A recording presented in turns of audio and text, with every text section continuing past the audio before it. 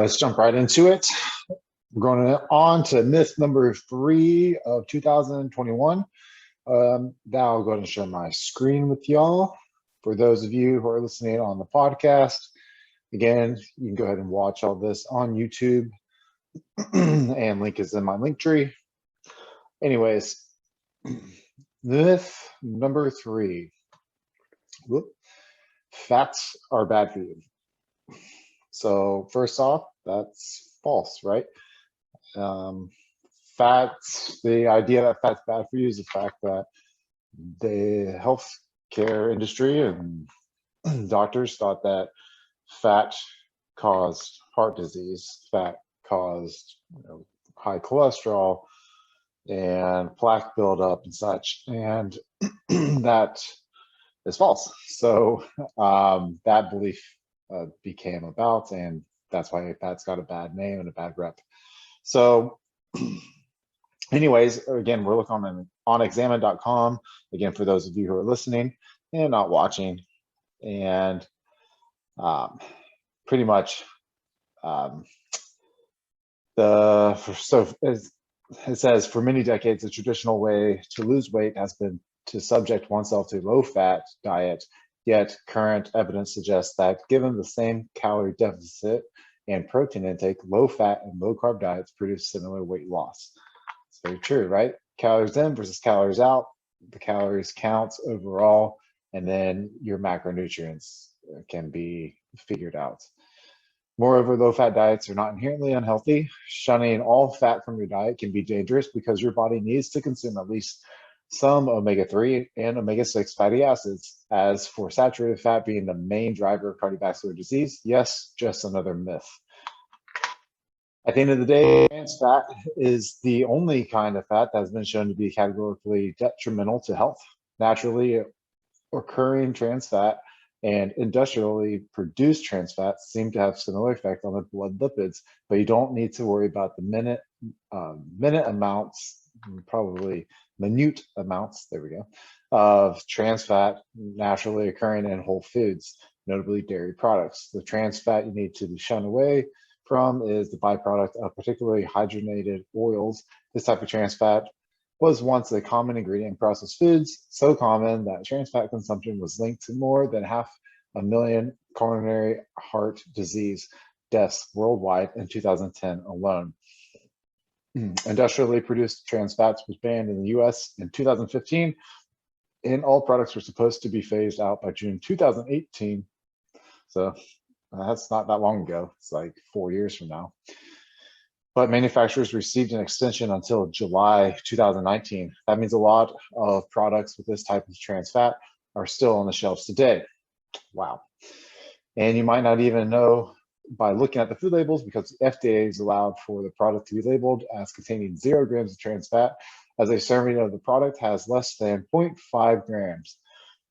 However, even today, the manufacturer usually gets to decide what a serving is, which means while a 5-gram serving, maybe a small treat the size of your thumbnail, may officially contain 0 grams of trans fat, 100 grams of the product may have 8 grams. So if it has 5 grams of product, is in fact contains 0.4 grams of trans fat.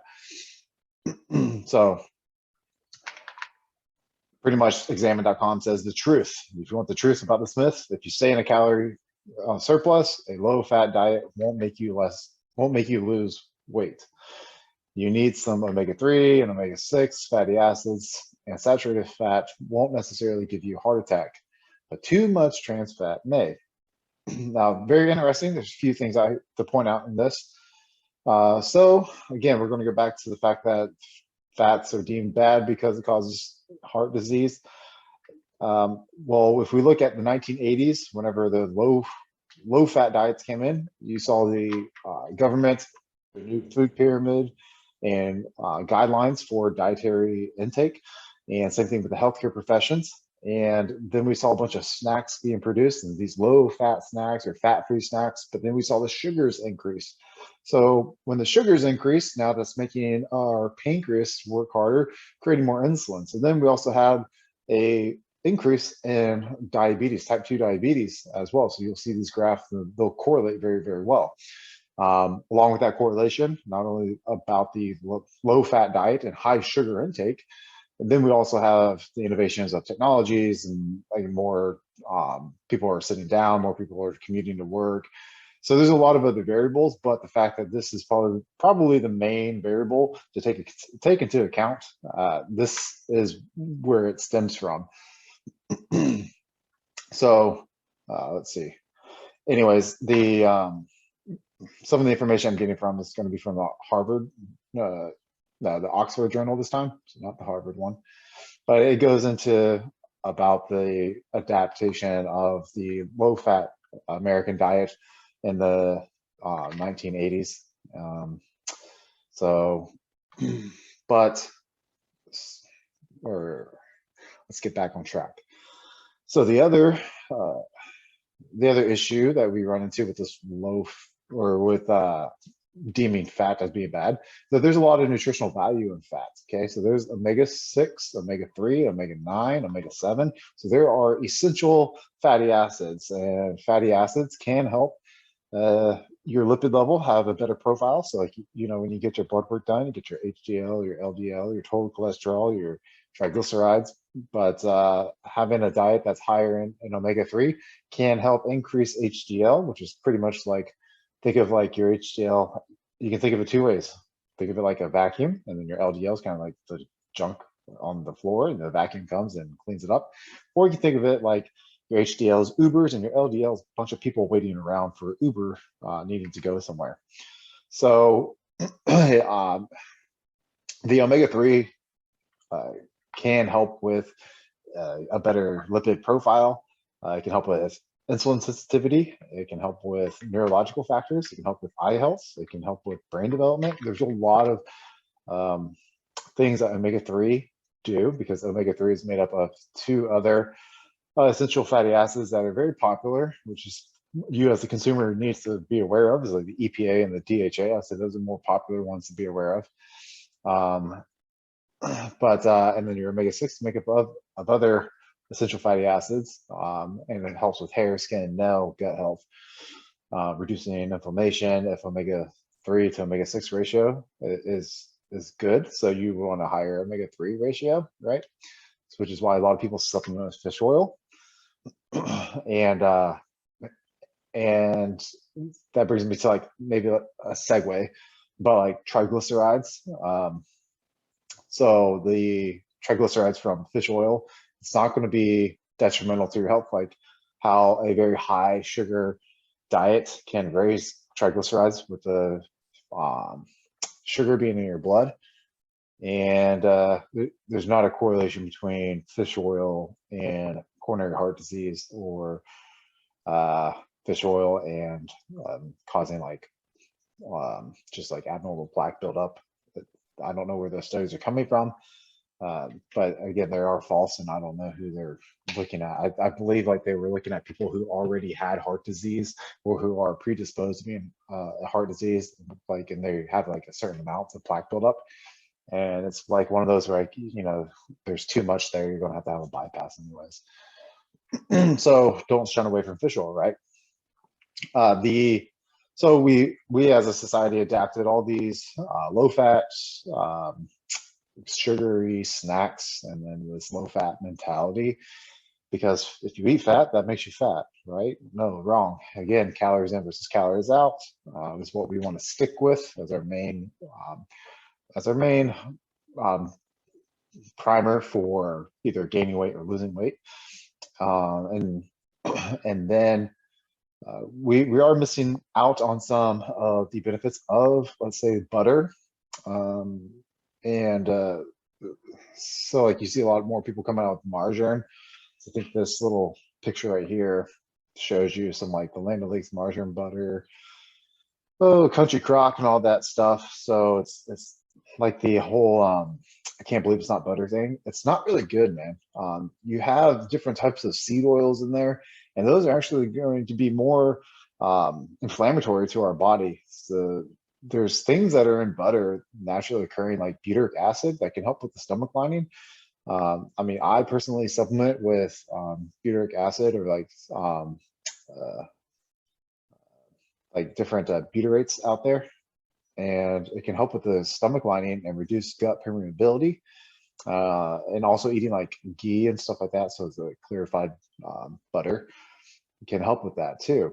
And it can help digestion overall, help immune system, help your gut flora maintain a healthy balance, which that's going to be uh, uh, president for your overall immune system, right? And your digestion.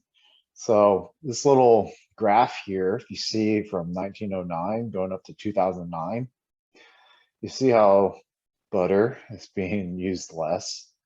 I'm glad lard's not really used. There's very few times you'd want to use lard, I guess, like in cooking for gourmet, like duck lard and stuff. But you see this like spike in this blue line, this oil, right? So these seed oils are just not good for you. And that's what they're replacing some of these trans fats and these processed foods that they're talking about.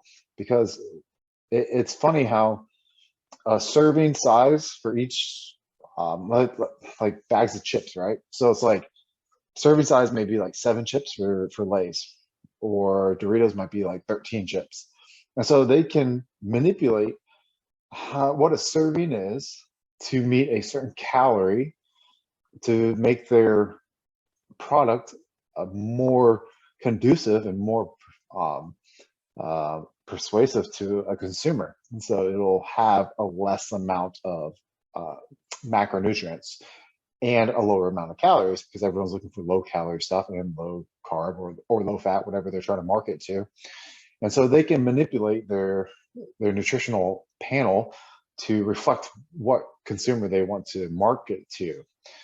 Um, Now, like how that article was saying on examine.com, that they were saying how like if it's like 0.5, the company can put 0, and that's true. So they can go up to like 0.9 and they can put 0. So if there's, let's say, something that, if you're someone who's watching their macronutrients and calculating it, and you're like, okay, I need to stay under 70 grams of fat today, and you've been calculating 0 for a few different items that you're eating, and they actually, if you look on the back of the ingredients, they have like these different seed oils or processed oils that are in there uh, to help it cook or to preserve it or to not stick to the bag or stick to each other, or even to make it more palatable, because fat can help flavors infuse, and makes a different mouth feel.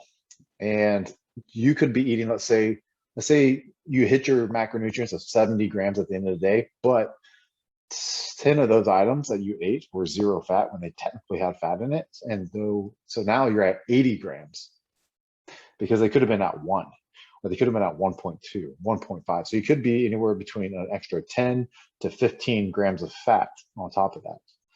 So it can go the same way with carbs, but we're focusing on fat. So now you have an issue. So now also that might be trans fat in there still, like they were saying. There's products that have a manufacturing date and an expiration date of like 5 years, 10 years. I mean, you can really, some that don't even have expiration dates on it. And so you got to be wary, right? And you, hopefully this gets out to people that are actually trying to lose weight, and they're like, I've been stalling, I can't lose weight, can't lose body fat, or I can't gain muscle. I mean, you might be overeating or you might be undereating. Whatever your goal is, you might be doing that, all because manufacturing companies and these food companies want to target a certain market, like a certain demographic, to sell their product to. So hopefully this like helps you out in any way. I think very, very few people understand that and realize that. But again, fat's not the enemy here. So I wouldn't be afraid of it. Fat doesn't make you fat. Fat doesn't cause coronary artery disease. Fat doesn't do anything in moderate amounts, and healthy choices and healthy fat choices, and with proper diet and exercise. There's very low risk of you having an adverse reaction or side effect of eating fat. It's very handy too. So fat is a very expensive calorie. So there are now 9 calories per gram of fat. So that's why a lot of people try to choose a lower fat option. But then also sometimes, fat helps, like I was saying, like flavor and mouthfeel, and helps satisfy you. Some foods. So if your other foods are void of fibers, so if you're having like, so if you're trying to like put on some muscle, right, and you're having chicken and rice, maybe drizzle some olive oil on there or half an avocado, and that can help slow down the digestion of your food and also help satisfy you. Let's say that maybe you're prepping for a show or something, and your daily calorie intake can allow that certain amount of fat into your diet. It can help avoid that like hunger spike a couple hours later whenever you don't need to be eating and you need to like wait another hour for your meal or 2 hours, right? So there's strategical ways to put in fats into your diet. Don't shun away from them. It's going to help your gut health. We've seen just too many adverse effects in society and in the healthcare industry of low fat diets or these fad diets. Low fat is one of them. I'm not saying this is the worst one, but just it's one of those diets that I would definitely maintain a moderate amount of fat.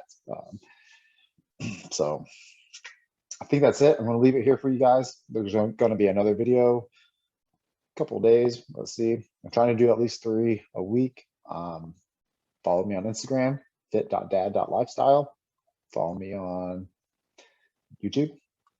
Click the like button, subscribe, tell your friends, share, tell me what you like, what you don't like, Q&A, things like that. Just let me know, and I can get back to y'all another day. Bye.